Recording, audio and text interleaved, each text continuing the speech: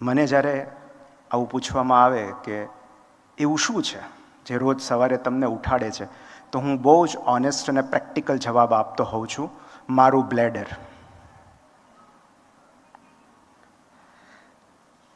કારણ કે જો બ્લેડર ફૂલ ન થતું હોત તો હું મોડે સુધી સૂઈ રહેત.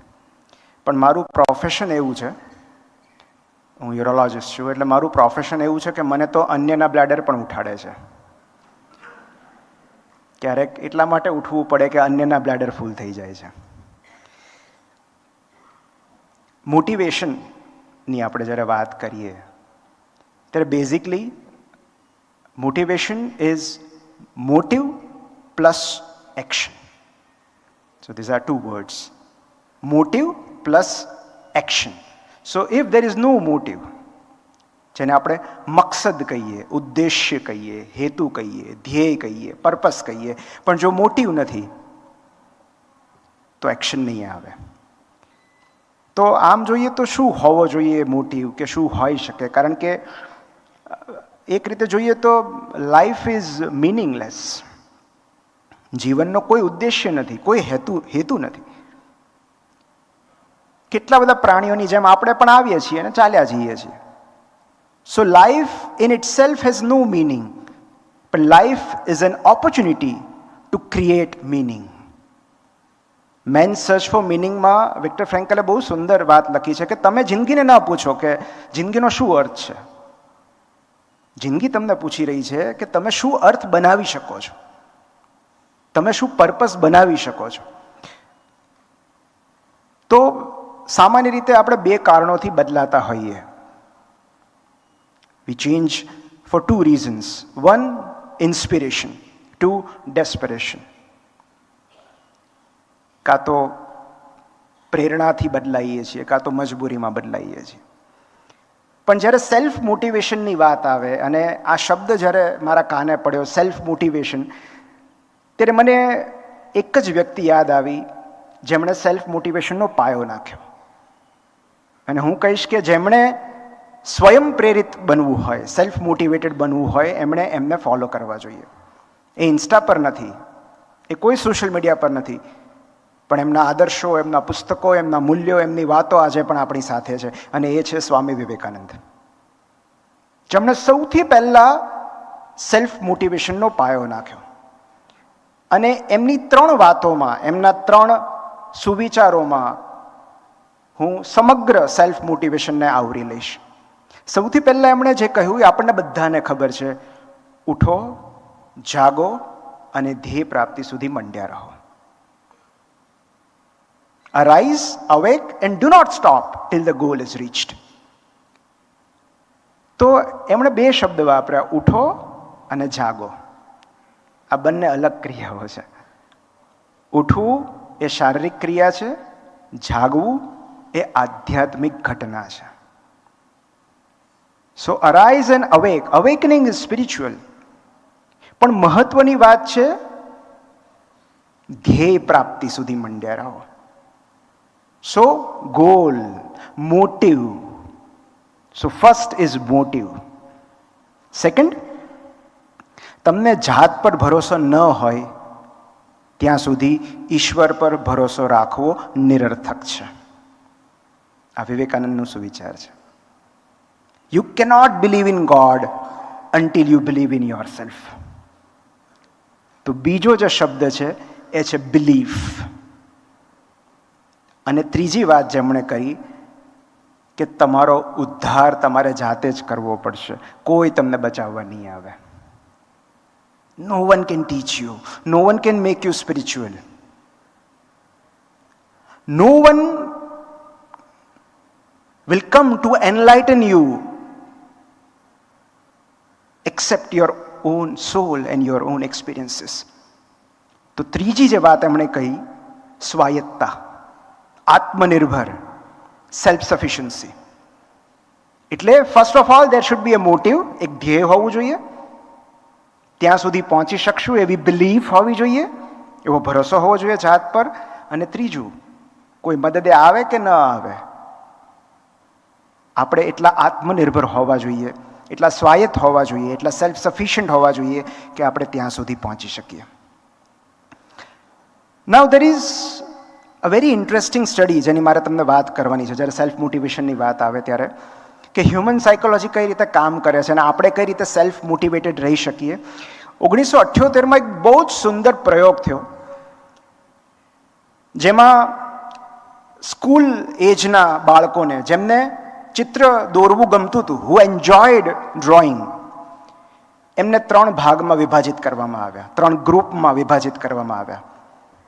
પહેલા ગ્રુપને રિવોર્ડ પ્રોમિસ કરવામાં આવ્યો કે જો તમે ચિત્ર બનાવશો તો તમને ચોકલેટ આપશું, કેડબરી આપશું, કંઈ પણ. We will give you a reward જો તમે ચિત્ર બનાવશો તો. બીજા ગ્રુપને આવો કોઈ વચન આપવામાં ન આવ્યું, કોઈ પ્રોમિસ નહોતું રિવોર્ડનું, પણ એમણે ચિત્ર બનાવી લીધું, પછી એમને રિવોર્ડ આપવામાં આવ્યો, પછી ચોકલેટ આપવામાં આવી, પછી આઈસ્ક્રીમ આપવામાં આવ્યો. જે કંઈ રિવોર્ડ હતો એ અનએક્સપેક્ટેડ હતો. અને ત્રીજું જે ગ્રુપ હતું એમને કોઈ જ રિવોર્ડ ન આપવામાં આવ્યો, ન પહેલા કે ન પછી. 2 અઠવાડિયા પછી આ જે રિસર્ચર્સ હતા એ જ્યારે આ બાળકોને મળ્યા, સાયલેન્ટલી ચૂપચાપ તેઓ વર્ગખંડમાં જઈને એમણે અવલોકન કર્યું અને એમણે જોયું કે ગ્રુપ 2 અને ગ્રુપ 3ના બાળકો બહુ ખંતથી ચિત્રકામ કરતા હતા, પણ ગ્રુપ 1ના જે બાળકો હતા એમણે ચિત્રકામ બંધ કરી દીધું, તેઓ ચિત્ર નહોતા દોરતા. તો આવું કેમ થયું? Because reward had turned play into work. તો કેમ આવું થયું? પુરસ્કાર મળવાથી બાળકોનો રસ કેમ ઉડી ગયો? કેમ મોટિવેશન જતું રહ્યું? તો ગ્રુપ 2માં તો એવું ન થયું, એમને પણ પુરસ્કાર મળ્યો. તો એનું કારણ એ હતું કે તેમને પુરસ્કારની અપેક્ષા નહોતી. એમણે ચિત્રકામ કર્યું પણ એમને એવી અપેક્ષા નહોતી કે અમને પુરસ્કાર મળવો જોઈએ. પછી જે મળ્યો એ એમણે સ્વીકારી લીધો, રાજી થયા. પણ ગ્રુપ 1માં રહેલા બાળકોને રસ ઉડી ગયો કારણ કે તેમણે પુરસ્કારના પ્રલોભનથી કામ કરેલું. So there is a difference between reward and incentive. તો પુરસ્કારની અપેક્ષા વગર કામ કરીએ છીએ ત્યારે ઇન્ટરનલ મોટિવેશન જળવાઈ રહે છે, અને પુરસ્કારની શરતે કામ કરીએ છીએ તો ઇન્ટરનલ મોટિવેશન જતું રહે છે. એનું કારણ હું તમને હમણાં કહું, બહુ જ રસપ્રદ કારણ છે. તો ઘણીવાર આપણે બાળકોને કહેતા હોઈએ છીએ કે જો આમ કરીશ તો આમ મળશે, જો તારા 10માં કે 12માં આટલા ટકા આવ્યા, 95%, 90%, જે બી ધોરણ સેટ કર્યું હોય, તો તને ફલાણી વસ્તુ મળશે. તો આ લાંબા સમયે આ શરત આધીન પ્રેરણા, જેને આપણે પ્રલોભન કહીએ છીએ, એ લાંબા સમયે બહુ હાનિકારક નીવડે છે. એનું કારણ હું તમને 5 મિનિટ પછી કહું. પણ એટલે જે કેળવણીકારો છે, જે પેરેન્ટિંગના નિષ્ણાત છે, એ લોકો એવું કહે છે કે બાળકો સારું કામ કરે તો એમને પ્રોત્સાહિત કરવા જોઈએ, પોઝિટિવ બિહેવિયર રીઇન્ફોર્સ કરવું જોઈએ, પણ એમને નોન મોનિટરી રિવોર્ડ્સ આપવા જોઈએ, જેમાં ક્યાંય કશું પૈસાની લેવડ દેવડ ન હોય, કોઈ વસ્તુની લેવડ દેવડ ન હોય. કઈ રીતે? તો એમને તાળીઓ પાડીને પણ બિરદાવી શકાય. મને યાદ છે કે અમારી શાળામાં અમે કોઈ સારું કામ કરતા તો બધા તાળીઓ પાડતા સમૂહમાં. ઘરના 5 સભ્યો ભેગા મળીને તાળીઓ પાડે કે બહુ સરસ, જાહેરમાં પ્રશંસા કરે, વખાણ કરે. મહેમાનો આવે ત્યારે આ વાતને ફરીવાર કહેવામાં આવે. એમની સાથે વધુ સમય વિતાવીને કે ચાલ આ તે સરસ કામ કર્યું છે, આપણે ફરવા જઈએ, આંટો મારવા લઈ જઈએ, તને ગાર્ડનમાં લઈ જાઓ. એમને કોઈ ફૂલ આપીને સરસ મજાનું કે લે બેટા સરસ તે કામ કર્યું, અથવા તો એમને ગમતું હોય એવું કશુંક રાંધીને કે તને આ ભાવે છે ને તો આપણે આ બનાવીએ. તો આ બધા નોન મોનિટરી રિવોર્ડ્સ છે. કેમ કેળવણીકારોએ આવું કહ્યું કે મોનિટરી રિવોર્ડ્સ ન આપો? તો એનું કારણ એ છે કે when money is used as an external reward for some activity, the subjects lose intrinsic interest for the activity. જ્યારે રૂપિયા સ્વરૂપે પુરસ્કાર મળે છે ત્યારે ધીમે ધીમે હ્યુમન સાયકોલોજી એવી છે કે તમારી આંતરિક પ્રેરણા છે, ઇન્ટરનલ મોટિવેશન છે, ધીમે ધીમે ચાલ્યું જાય છે. એનો અર્થ એમ નહીં કે એમ્પ્લોઈઝને સેલરી આપવાનું બંધ કરી દઈએ, પણ માત્ર એક્સટર્નલ મોટિવેશન, માત્ર મની. અને આપણે ક્યારે એવું વિચાર્યું છે કે રક્તદાન કરવા પાછળ શું મોટિવેશન હોય લોકોનું?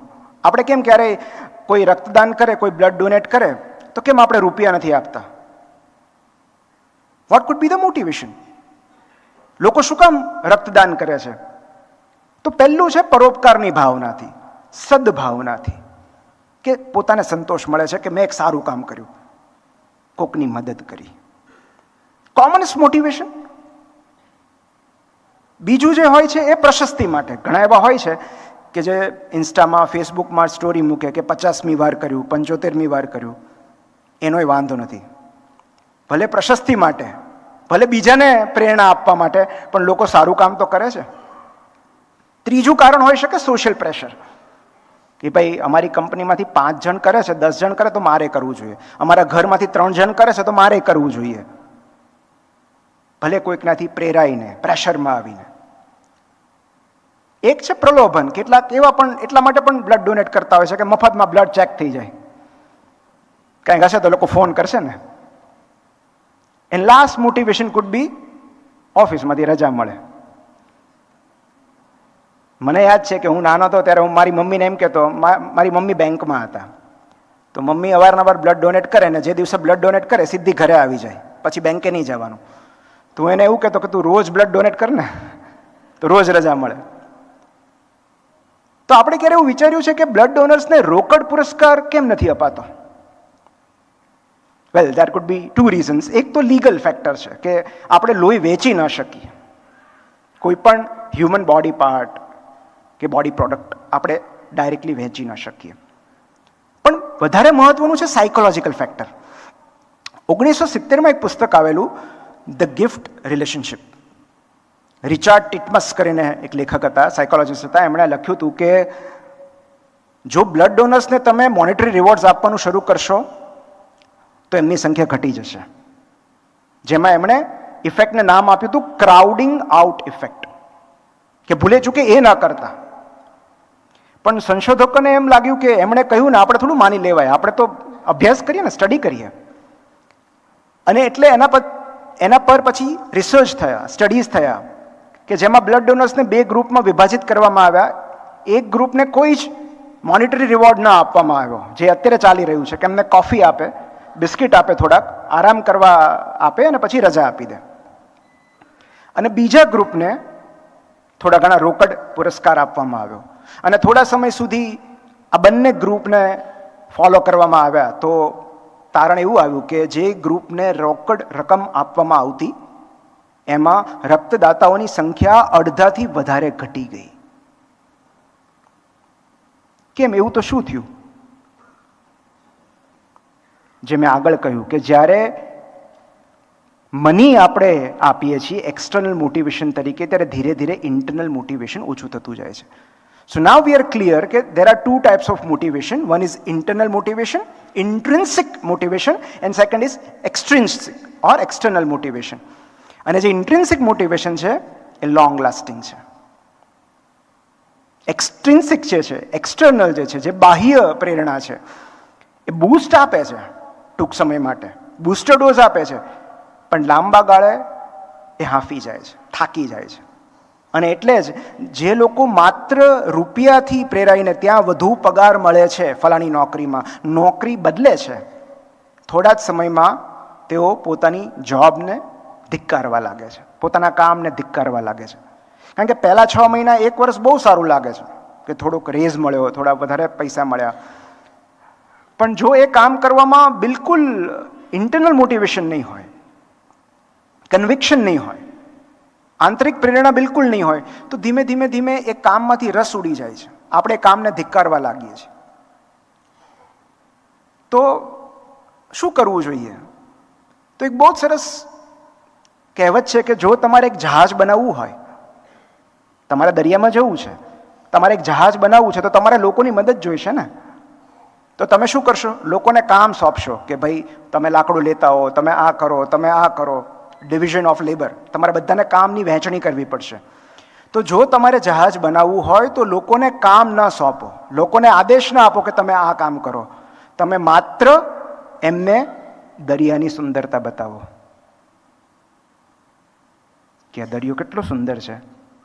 એને આપણે વધુ નજીકથી જોવું હોય તો, એની મધ્યમાં જઈએ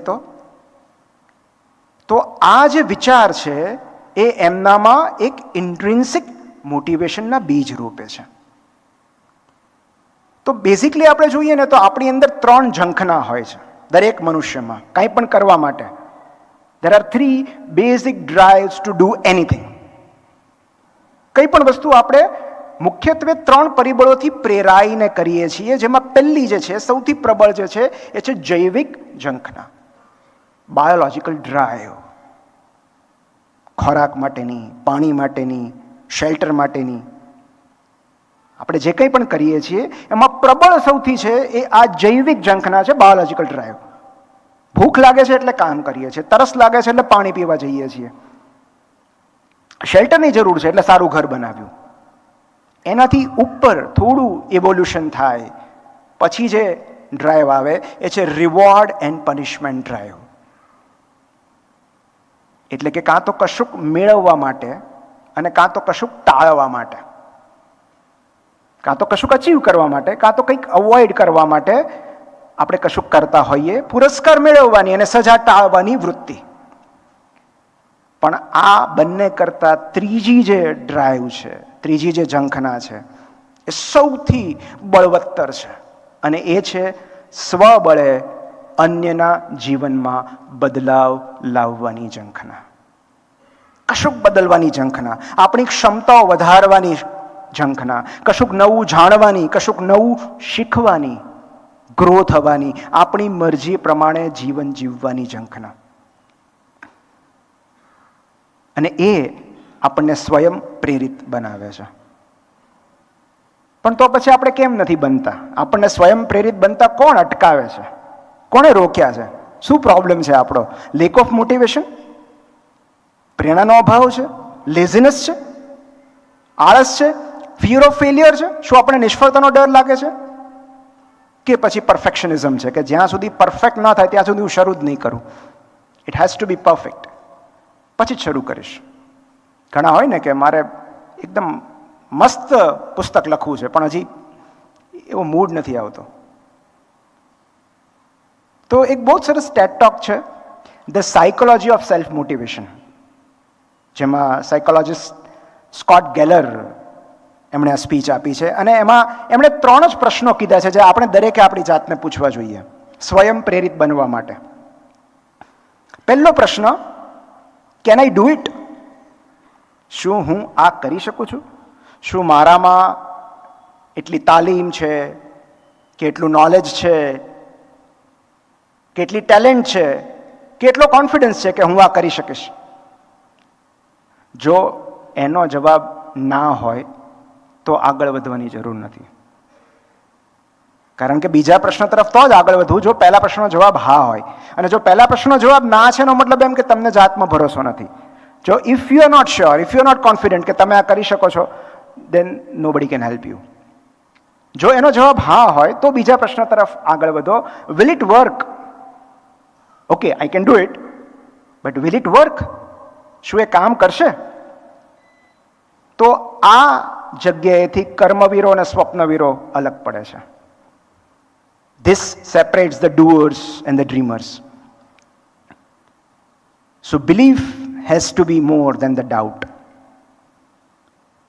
And third question is it worth it?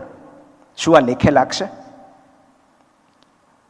આપણે નિષ્ફળતાને કઈ રીતે જોઈએ છીએ એના આધારે આપણે આ 3 પ્રશ્નોના જવાબો આપશું.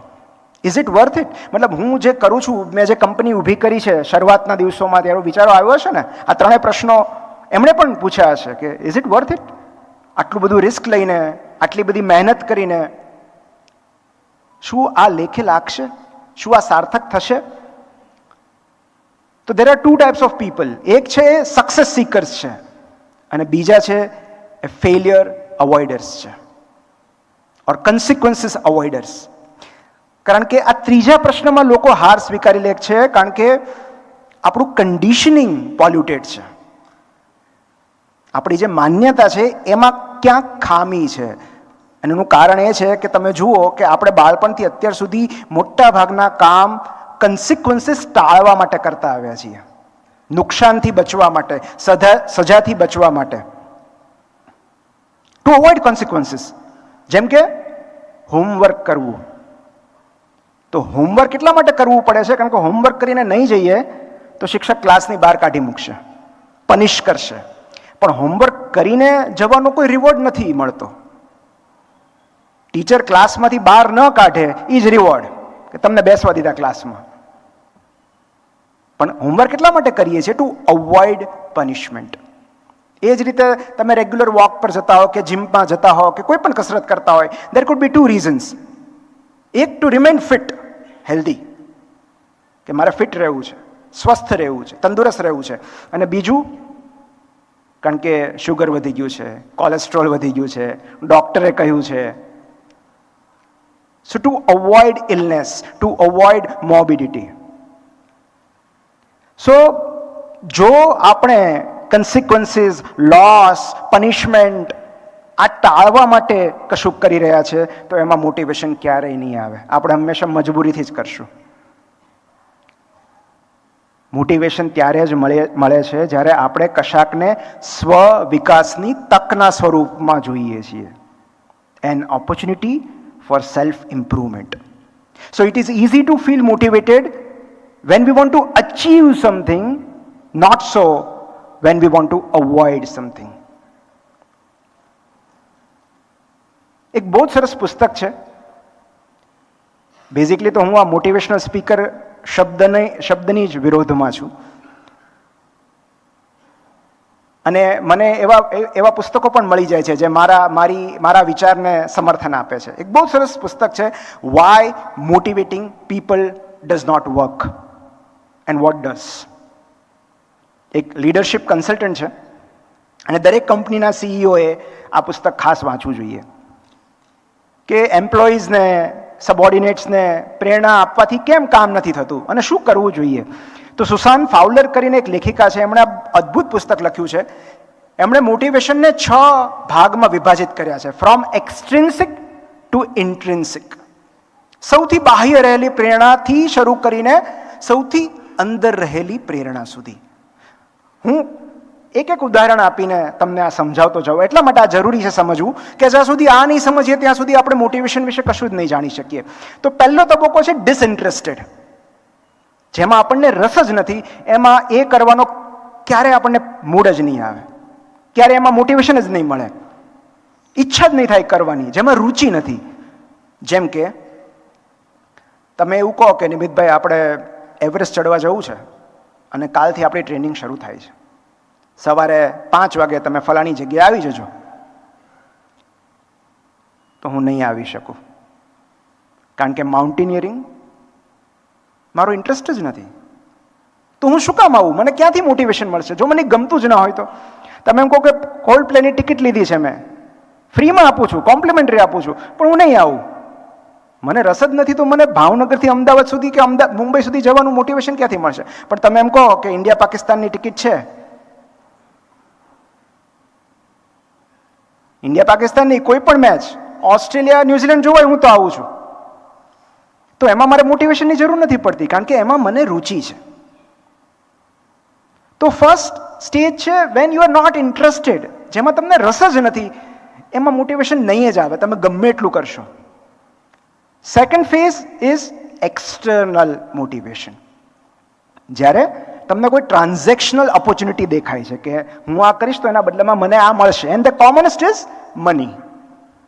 મની હોય, એકનોલેજમેન્ટ હોય, પ્રસિદ્ધિ હોય, લોકપ્રિયતા હોય.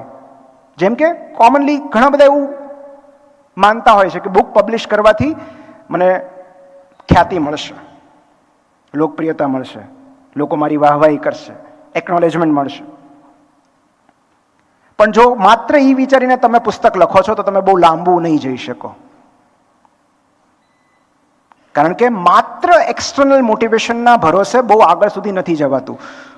એને મોટિવેશનલ જંક ફૂડ કહેવાય છે. જંક ફૂડ કેમ જંક ફૂડ કહેવાય છે? કારણ કે તમારું પેટ ભરાય છે, ન્યુટ્રિયન્ટ્સ નથી મળતા, પોષક તત્વો નથી મળતા.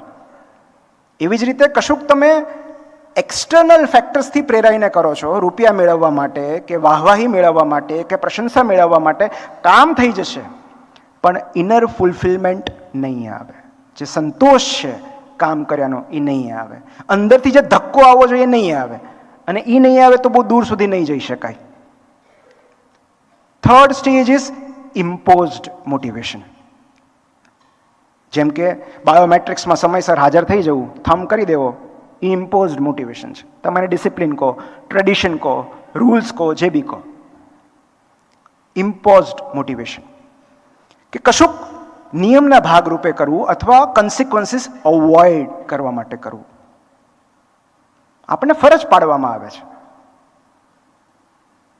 એનાથી એક સ્ટેપ આગળ ધીમે ધીમે આપણે એક્સટર્નલથી ઇન્ટરનલ મોટિવેશન તરફ જઈ રહ્યા છે.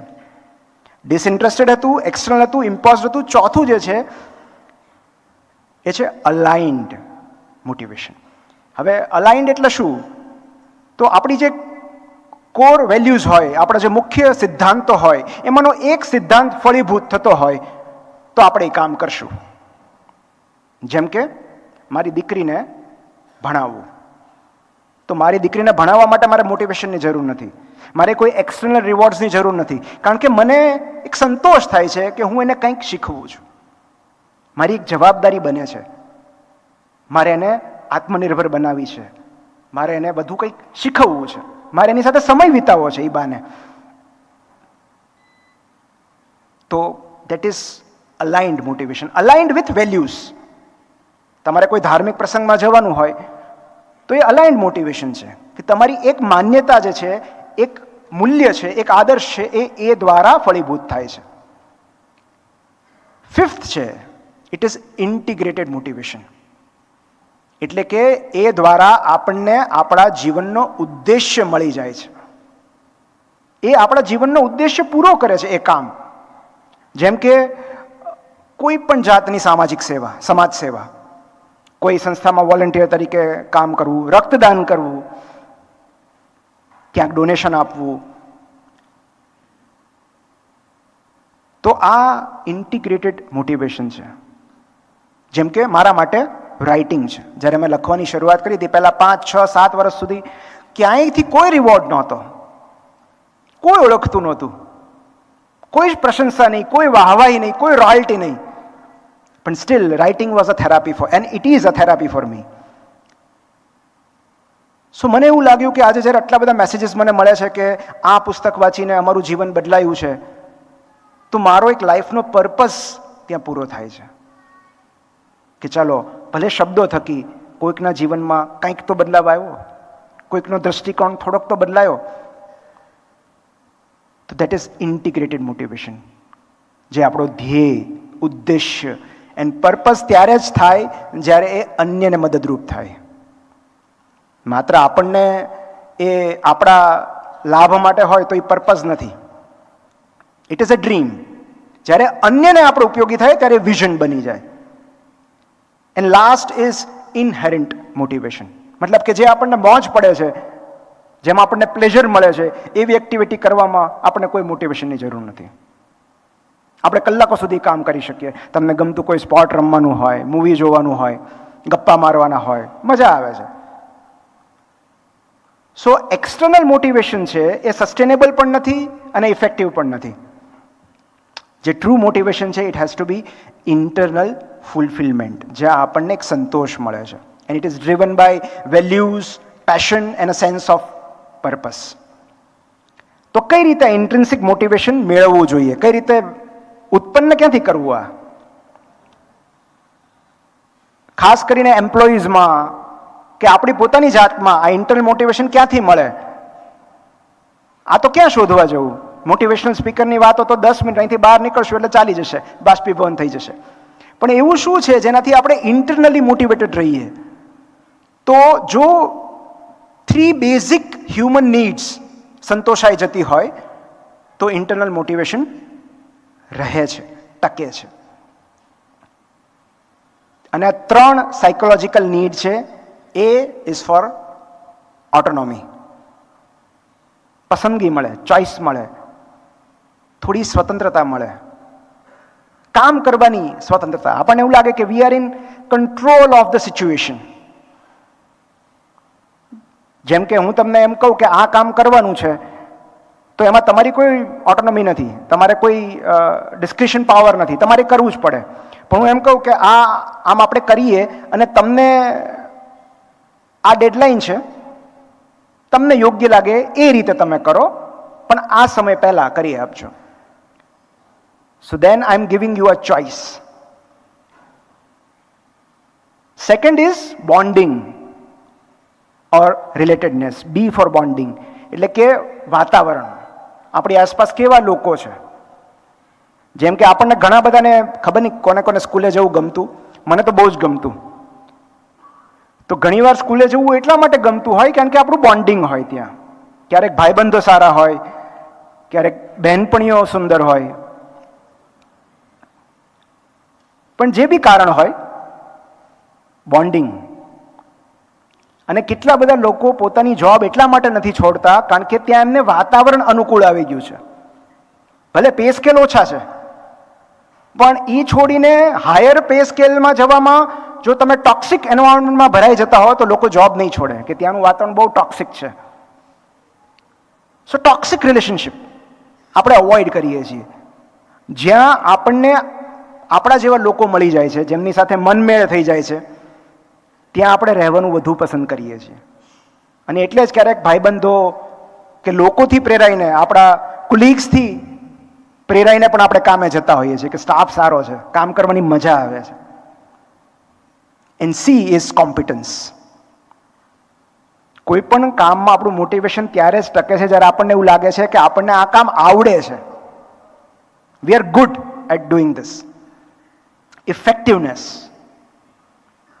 હું સંગીત શીખવાનો કે હું ગાવાનો પ્રયત્ન કરીશ તો ઓટોનોમી ભલે આવે, બોન્ડિંગ ભલે આવે, કોમ્પિટન્સી નહીં આવે. આમ તો કદાચ બોન્ડિંગ પણ જે છે એ ચાલ્યું જાય હું ગાવાનું શરૂ કરું તો સપોઝ મારા ઘરે મારે કબાટ ઠીક કરાવવાનું છે, દરવાજો બારણું તૂટી ગયું છે, કંઈક મારે સુથારી કામની જરૂર છે, હું ફોન કરું છું અને સુથાર એમ કહે છે કે હું આજે નહીં આવી શકું, આજે નહીં, કાલે નહીં, 1 અઠવાડિયા સુધી નહીં આવી શકું. તો there are 2 ways. One is external motivation. હું એને એમ કહું કે ભાઈ તું જે લે છે એની કરતાં ડબલ લઈ લેજે, ઇમરજન્સી ચાર્જ લઈ લેજે, I will pay you more, I will pay you double, પણ તું આવીને કરી જા. સો મેં એને શું ઓફર કર્યું? External motivation. હવે જો એને રૂપિયાની જરૂર હશે, આર્થિક તંગી હશે, આર્થિક ભીંસ હશે તો એ આવશે. પણ if he is like most of us કે જેને કામ નથી કરવું આ દિવસે, રજાનો માહોલ છે, રજાનો મૂડ છે, પૈસાની એટલી બધી જરૂર નથી, તો એ ના પાડી દેશે કે તમે ગમે લાખ રૂપિયા આપો તોય નથી આવવું મારે. He will reject the external motivation. તો બીજો રસ્તો શું છે? મારે એની અંદર ઇન્ટરનલ મોટિવેશનના બીજ વાવવા પડશે. And there are 2 ways of doing it. એક તો હું એને ઓટોનોમી આપું, એને થોડી ફ્રીડમ આપું કે ભાઈ મારે છે ને 48 કલાકમાં થઈ જાય તો સારું, મારે પરમ દિવસે મહેમાન આવવાના છે, તો 2 દિવસમાં તમને જે સમય અનુકૂળ હોય, તમને જે તમે નવરા પડો ત્યારે આવીને કરી જજો. સો મેં એમને ડેડલાઇન આપી, પણ સાથે એમને એટલી ફ્રીડમ આપી કે એમને ઈચ્છેલા સમયે આવીને કરી શકે. This is ઓટોનોમી. તમે એમને ફ્રીડમ આપો છો, કામ કરવાની સ્વતંત્રતા આપો છો, મોકળાશ આપો છો. એન્ડ સેકન્ડ, હું એમને એમની કોમ્પિટન્સ યાદ કરાવું કે ભાઈ તમારા સિવાય આ કામ કોઈ નહીં કરી શકે. Only you can do it. તમે એટલું સરસ કામ કરો છો ને કે મને એમ થાય કે બીજા કોઈ આવશે ને તો એટલું સારું કામ નહીં થાય. અને આ બે જો કામે લાગ્યા તો એ સાંજે આવી જશે. બિકોઝ એને પોતાની કોમ્પિટન્સ રિયલાઇઝ થઈ ને કે નહીં, હું આ કામમાં ખરેખર પારંગત છું. તો એને આપોઆપ આવવાનું મોટિવેશન મળશે. So these are the 3 things જે ડેનિયલ પિંકની બુક છે ડ્રાઈવ, એવરીબડી શુડ રીડ. જેમણે સેલ્ફ મોટિવેશન વિશે જાણવું હોય એમણે આ પુસ્તક વાંચવું જોઈએ. Drive the surprising truth about motivations. એમાં એમણે પણ આ 3 પ્રિન્સિપલ કીધા છે. પણ સૌથી મહત્વનું પરિબળ પ્રેરણા માટે એ છે કે સ્વ વિકાસની તક. Because we are designed to grow. આપણો સ્વભાવ જ વિકાસ છે. એટલે જ્યાં સ્વ વિકાસની તક હોય, જ્યાં કશુંક નવું શીખવાનું હોય, કશુંક નવું જાણવાનું હોય, ત્યાં આપોઆપ આપણને આંતરિક પ્રેરણા ઉગી જાય છે આપણામાં. એન્ડ બાય ધ વે કશું જ કામ ન આવ્યું.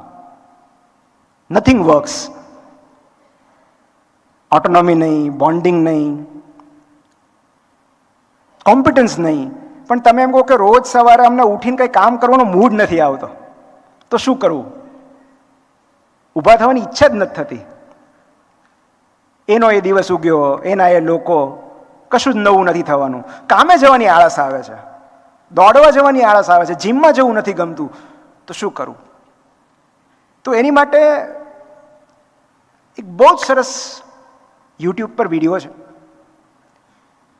નિવૃત્ત એડમાયરલ વિલિયમ મેક્રેવન, અમેરિકન નૌકાદળના નિવૃત્ત એડમિરલ વિલિયમ મેક્રેવને 2011-12માં એક કોન્વોકેશન સેરેમનીમાં એક સ્પીચ આપી. અને એ સ્પીચ એટલી બધી વાયરલ થઈ, આજની તારીખે છે યુટ્યુબ પર, એટલી બધી વાયરલ થઈ કે એ સ્પીચ પરથી એમણે એક પુસ્તક લખવું પડ્યું. અને સ્પીચની શરૂઆત હતી, if you want to change the world, start off by making your bed. જો તમારે જગત બદલવું હોય તો સૌથી પહેલા તમારી પથારી સરખી કરો. અને પછી આ જ નામનું પુસ્તક બેસ્ટસેલર થયું, મેક યોર બેડ. અને એમણે એટલું સુંદર વાત કરી છે કે જ્યારે એમના તાલીમના દિવસો હતા નૌકાદળમાં, જ્યારે તાલીમાર્થી હતા તેઓ, ત્યારે સવારે ઉઠીને પહેલું કામ એમણે પોતાની પથારી સરખી કરવું પડતું. બરાબર ચાદર પાથરેલી હોવી જોઈએ, ઓશિકાના કવર બરાબર, ક્યાંય એકેય ક્રીઝ ન હોવી જોઈએ. જે બ્લેન્કેટ છે બરાબર ખૂણે ખૂણો એનો મળેલો હોવો જોઈએ. એમના યુનિફોર્મમાં કોઈ ડાઘ ન હોવો જોઈએ. અને એમના જે ગ્રુપ લીડર છે, એમના જે ઉપરી અધિકારી છે, એ એમના રૂમમાં આવીને સૌથી પહેલા એમની પથારી ચેક કરે. કે ગ્રાઉન્ડની ટ્રેનિંગ તો બહુ પછી વાત છે, તમે પથારી સરખી કરી છે કે નહીં. કારણ કે જો તમે પથારી જ સરખી નથી કરી તો તમારા હાથમાં બંદૂક કઈ રીતે આપી શકાય? તમને જો તમારી પથારી સરખી કરતા નથી આવડતું તો તમારા હાથમાં બંદૂક કઈ રીતે સોંપવી? સો એમનો એક પરીક્ષા હતી, એક ટેસ્ટ હતો કે એ સિક્કો ઉછાળતા. એમના જે ગ્રુપ લીડર હતા એ જે પથારી તૈયાર કરી હોય સવારે ઉઠીને, એમણે જે રીતે સૂતા વખતે જેવી હોવી જોઈએ એવી જ સવારે ઉઠીને કરી નાખવાની. તો એ સિક્કો ઉછાળતા અને એ સિક્કો પથારી પર પડ્યા પછી અમુક ઇન્ચીસ બાઉન્સ થવો જોઈએ, જેથી કરીને હાથમાં પકડી શકાય. જો એવું ન થયું તો ત્યાંથી જ પનિશમેન્ટ મળવાની શરૂઆત થઈ જાય. યુનિફોર્મ ને બધું તો પછી ચેક થાય, પહેલાં તો તમે પથારી સરખી કરી છે કે નહીં. અને એની પાછળ વિલિયમ મેક્રેવને આપેલું કારણ બહુ જ લોજિકલ છે અને એમાં બહુ જ ઊંડી સાયકોલોજી રહેલી છે હ્યુમન માઇન્ડની. કે સવારે ઉઠીએ ત્યારે આપણા દરેકની અંદર એક આંતરિક અવરોધ હોય છે, internal resistance to do anything. આંખો બંધ હોય, વાત કરવાની આળસ આવે, કશું કરવાની ઈચ્છા ના, હા કરું છું પછી હવે. કેટલાકને તો ચા ના પીવે ત્યાં સુધી આંખ જ ન ખુલે.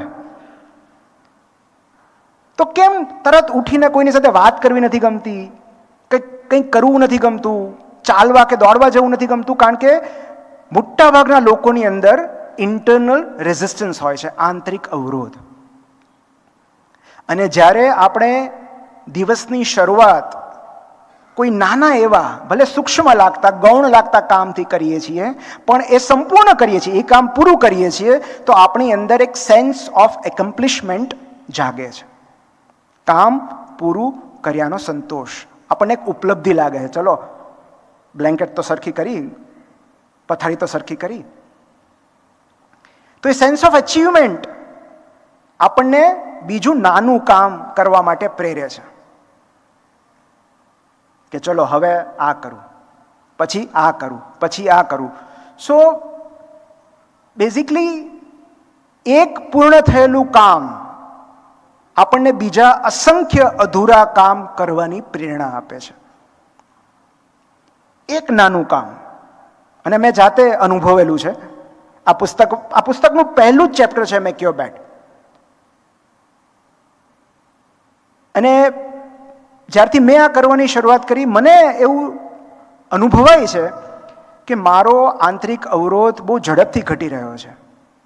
બિકોઝ તમે પથારીમાંથી ઊભા થયા, તમે પથારી સરખી કરી, તમારો પીલો બરાબર મૂક્યો, તમારી જે ચાદર છે એ ગળી કરીને મૂકી દીધી, અને ત્યાં તમને જાતને શાબાશી આપવાનું મન થાય કે ગ્રેટ, ચલો એક કામ તો પત્યું, એક કામ તો સરખું થયું. અને એ જે બૂસ્ટ છે, સેન્સ ઓફ અચીવમેન્ટ, એ આપણને ધક્કો મારે છે બીજું કામ કરવાની, પછી ત્રીજું કામ, પછી ચોથું કામ. સો ધીરે ધીરે એક રોબિન શર્માનું બહુ સરસ પુસ્તક છે એવરી ડે હીરો. એટલે આપણે રોજ નાની નાની નાની જીત મેળવવી પડે છે. This are small victories. So one small action can change the momentum.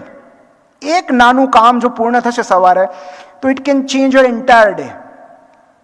સો ઘણા મને પૂછતા હોય છે કે અમારે I am not satisfied with the life I am living. જે અત્યારે હું જે જીવન જીવી રહ્યો છું, મને એ લાઈફસ્ટાઈલ પસંદ નથી આવી રહી, મને સંતોષ નથી. મને એમ થાય છે કે મારા જીવનમાં ધરખમ ફેરફારો કરવા છે, હું શું કરું? અને હું કહેતો હોઉં છું કે just improve only one aspect of your life. Rest of all aspects will improve automatically. દિનચર્યાનો કોઈ એક ભાગ બદલો, બસ, બાકીના આપોઆપ બદલાઈ જશે. જેમ કે તમે જે સમય ઉઠતા હોય એને કરતાં 1 કલાક વહેલા ઉઠો. તમે 7 વાગે ઉઠો છો કે 8 વાગે ઉઠો છો, તો 1 કલાક વહેલા ઉઠો. હવે 1 કલાક વહેલા તમે ઉઠી ગયા તો તમારી પાસે ખૂબ બધા ઓપ્શન્સ રહેશે કે હાલો 1 કલાક વહેલા ઉઠ્યો, હવે શું કરું? તો તમને એમ થશે કે ચલો થોડુંક ચાલી આવું, થોડુંક દોડી આવું, થોડુંક મેડિટેશન કરવું. અને તમે ચાલવા જશો કે દોડવા જશો, જે લોકો જીમમાં જાય છે એમને ખ્યાલ હશે કે જેવી તમે કસરત શરૂ કરશો, તમને ખાવામાં કેલરીઝ દેખાવા માંડશે. You will start counting the calories. You will become conscious of what you eat. કારણ કે જ્યાં સુધી તમે કેલરી ખર્ચી નથી ત્યાં સુધી કેટલો ઇન્ટેક છે તમને સભાનતા જ નહીં આવે. આ રૂપિયા જ્યાં સુધી તમે કમાવો નહીં ત્યાં સુધી તમે ઉડાવે રાખો, પણ જે દિવસે રૂપિયા કમાવાના શરૂ કરો, નાણાંની કિંમત ખબર પડે તમને કે આ કેમ થાય છે. Same is with exercise.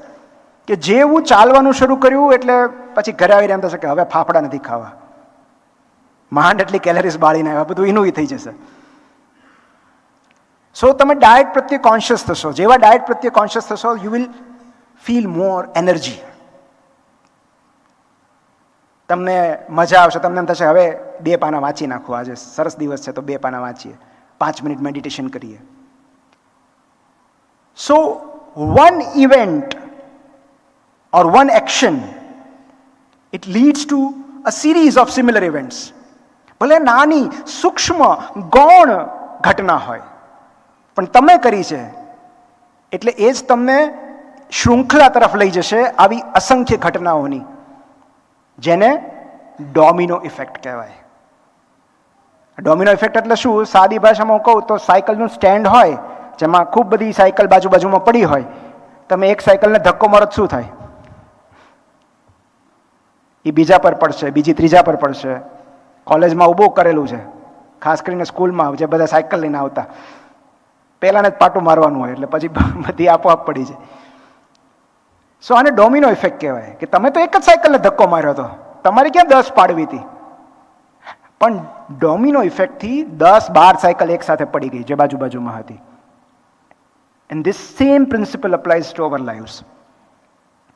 By the way, અહીંયા આ ફાઇનાન્સ કંપની છે એટલે મારે મનીની વાત તો ખાસ કરવી જોઈએ કે ડોમિનો ઇફેક્ટ મનીમાં કઈ રીતે કામ કરે છે રૂપિયાની બાબતમાં. તો એક બહુ સુંદર પુસ્તક છે, ટોટલ મની મેકઓવર.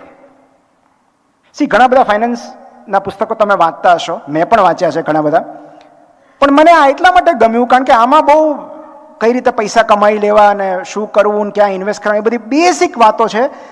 જેમ કે દેવામાંથી કઈ રીતે બહાર આવવું, લોન કઈ રીતે ચૂકતે કરવી, ઉધાર કઈ રીતે ચૂકતે કરવો, બહુ બેસિક વાત છે. અને બહુ મહત્વનું છે, કારણ કે સૌથી મોટી લાયબિલિટી હોય ને તો એ ઉધાર લીધેલા નાણાં છે. તો એમાં એક બહુ સરસ વાત લખેલી છે કે તમારે જેમને જેમને રૂપિયા, હું એક ઉદાહરણ આપું છું, કે જેમને જેમને રૂપિયા આપવાના બાકી હોય એમની યાદી તૈયાર કરો. આને આટલા બાકી છે, આને આટલા બાકી છે, આને આટલા બાકી છે, આને આટલા બાકી છે. પછી જે લઘુત્તમ રકમ હોય ત્યાંથી શરૂઆત કરો કે મારે ફલાણાના 300 રૂપિયા આપવાના બાકી છે, એ પહેલા ચૂકતે કરો. Start with the smallest amount. પહેલા 300 રૂપિયા ચૂકતે કરી દો, અને એનાથી શું થશે? Again the same psychology applies. Sense of achievement, accomplishment, કે ચલો એક જણનું તો પત્યું. એને સ્નો બોલ ઇફેક્ટ કહેવાય છે. બરફનો ગોળો. બરફનો ગોળો તમે ઉપરથી ફેંકો ને તો જ્યારે ફેંકો ત્યારે નાનો હોય, જેમ જેમ એ નીચે આવતો જાય ને એમાં વધારે બરફ ચોંટતો જાય, એ મોટો થતો જાય. તો એવી જ રીતે એક જણનું તમે ઉધાર ચૂકવી દીધું એટલે તમને એમ થશે કે ઓલાના 2000 બાકી જ ને, હવે એ પતાવો, પછી 10,000 એ પતાવો. સો ધીરે ધીરે નાની રકમથી શરૂ કરેલી યાત્રા ક્યાં તમારા જે મોટું દેવું છે એ પણ ચૂકવાઈ જશે એનો ખ્યાલ નહીં રહે. કારણ કે યુ ગેઇન મોમેન્ટમ. તમે એક રિધમમાં આવી ગયા ને, તમે એક લય બનાવી દીધી. તો this અપ્લાઈઝ everywhere. And I would say આ બધું છોડી દો. Simplest way to gate motivated, tech action. Motive plus action A motivation થાય, પણ તમે એક્શન લો તો એક્શનમાંથી મોટિવેશન મળે. સો most of the times motivation follows action. મારે પુસ્તક લખવું છે, નવલકથા લખવી છે, મને મોટિવેશન નથી આવતું, ટાઈમ નથી મળતો. ક્યાં હોસ્પિટલમાંથી ઘરે જઈને થાક્યા હોઈએ, રૂપિયા તો આવે છે ઘરમાં, પછી શું પુસ્તક લખવાની જરૂર છે?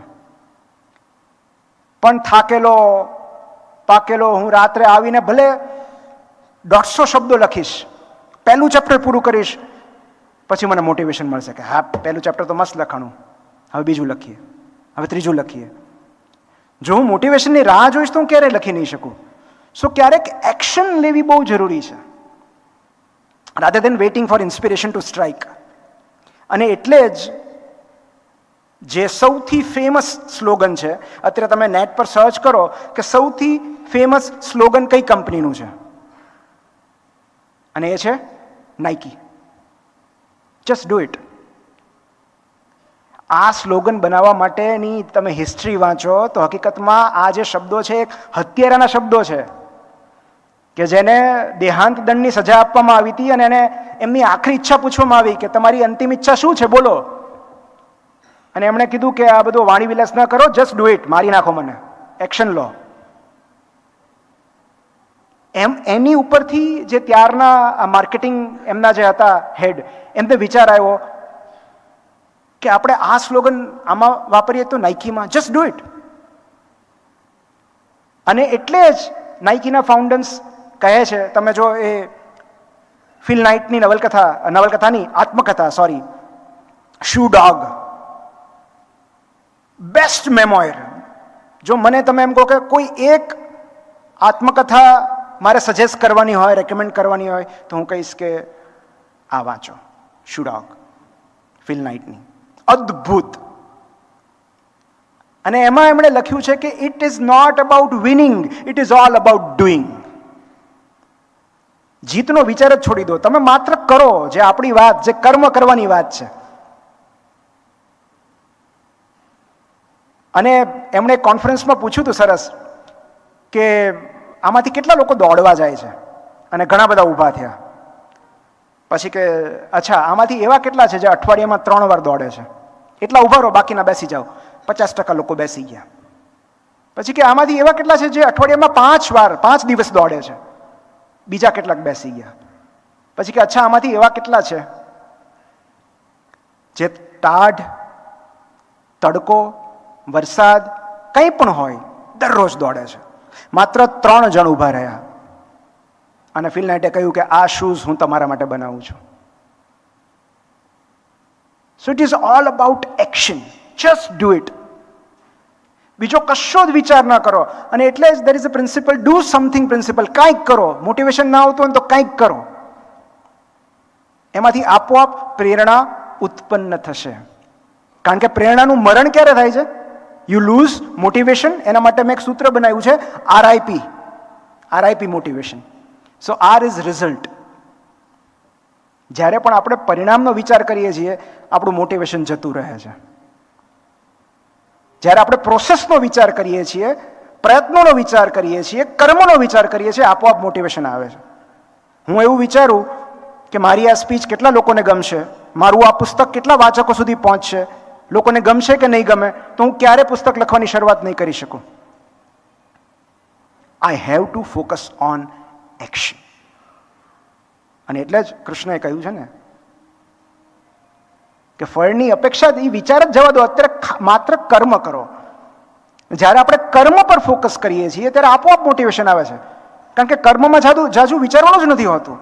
વિચાર તો ત્યારે આવે જ્યારે આપણે પરિણામ વિશે વિચારીએ કે આના રિઝલ્ટ મળશે કે નહીં. Is it worth it?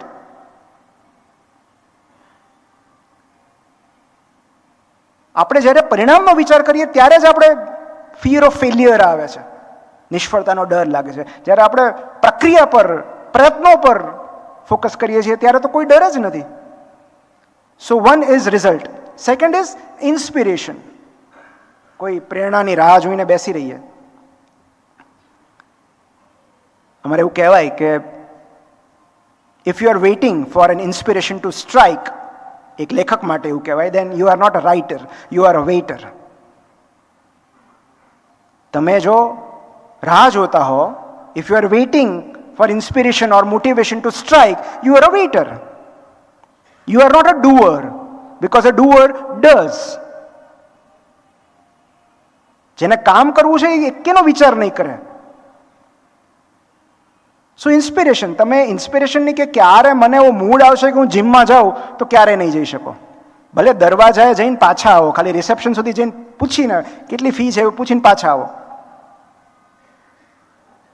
પણ ઇન્સ્પિરેશનની રાહ જોશો તો 6 મહિના, વર્ષ, 1.5 વર્ષ નીકળી જશે. And P is perfection.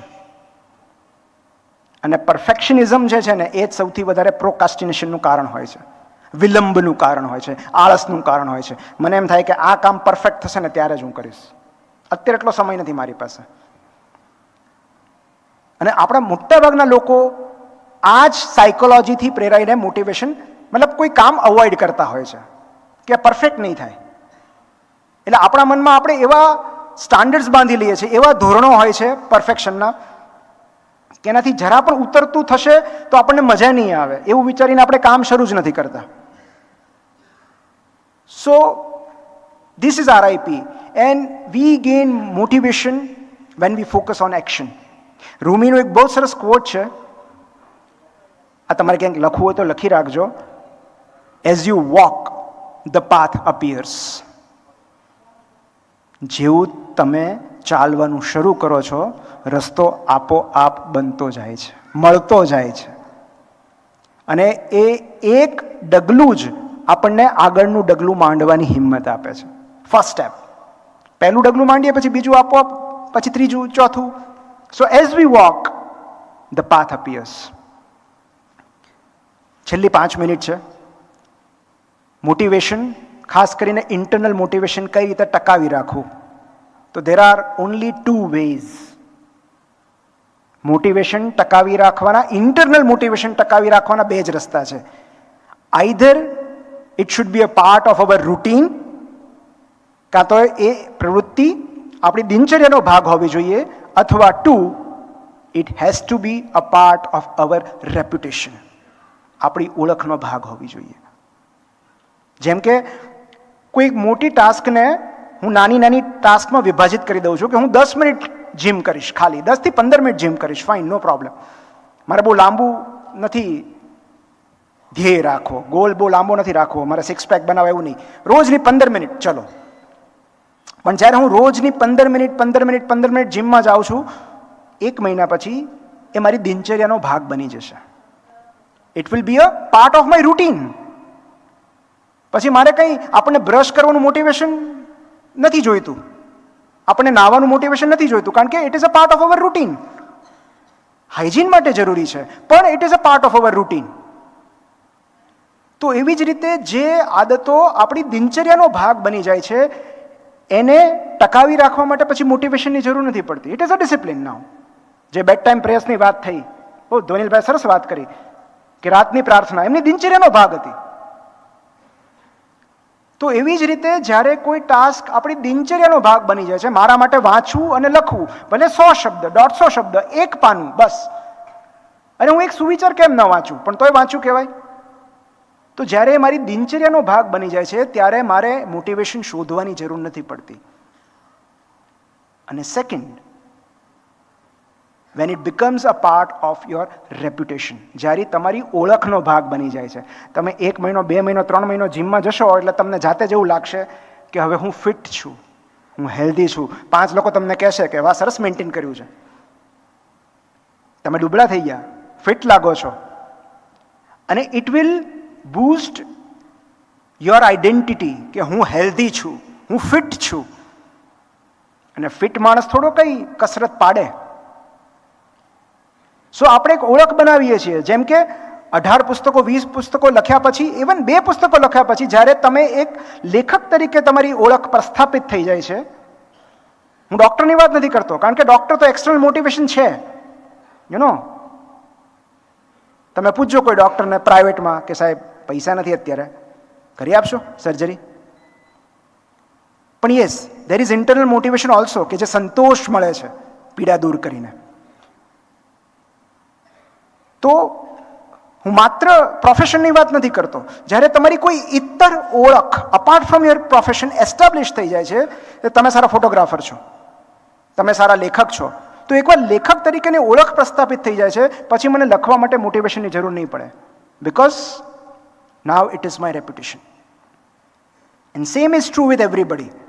જે પણ કામ તમે કરવા માંગતા હો એ એકવાર તમારી ઓળખ બની જાય કે તમે તો બહુ સારી રસોઈ બનાવો છો, તો પછી તમને કોઈકની માટે રાંધવાની પ્રેરણા શોધવાની જરૂર નહીં પડે, કારણ કે આપણે આપણી રેપ્યુટેશન મેન્ટેન કરવા માટે કામ કરશું, આપણી ઓળખ જાળવી રાખવા માટે.